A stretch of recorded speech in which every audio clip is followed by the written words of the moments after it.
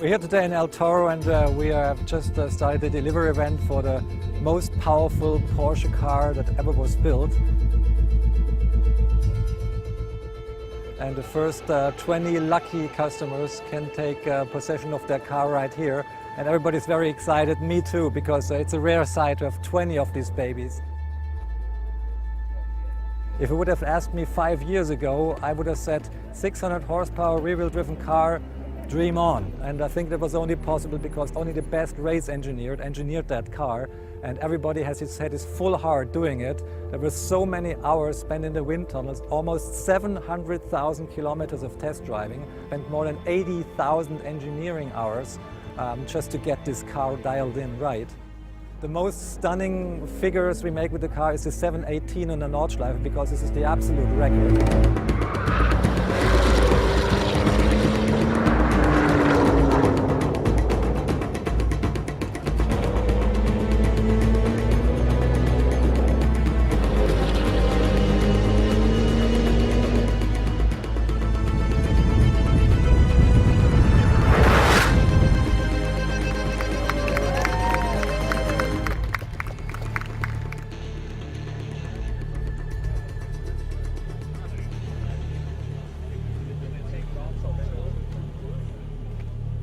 It was a very long project and an unexpected one, because it wasn't a sales-driven project. It was more like it developed like a skunkworks effort, because in the beginning of 2007 we were at the Nürburgring Nordschleife just dialing in the upcoming 997 GT2, and at the same time we were commencing with the 997 GT3 RS second generation project.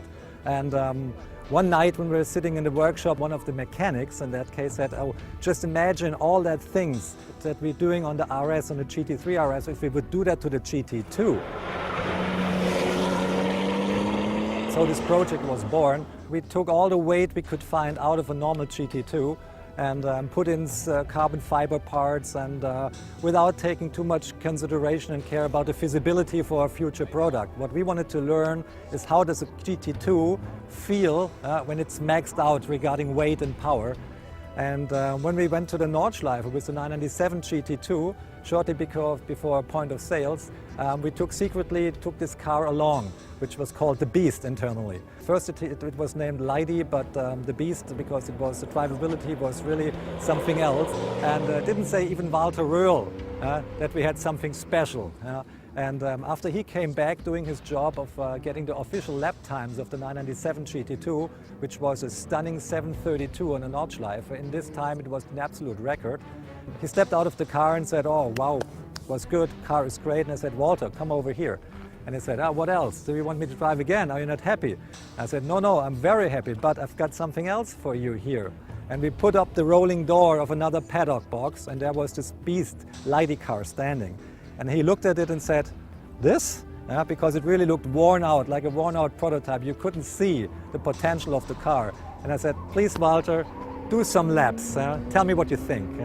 And he accepted the key. He's always curious. He got his stopwatch. It was 3 or 4 consecutive laps before he came in. And when he got out, he was like, "Wow, I just did a 729 in traffic. This car has so much potential. You have to make it." And from that on, the project 727 was born, because that was our target time that we like to achieve as a lap time on the Nürburgring.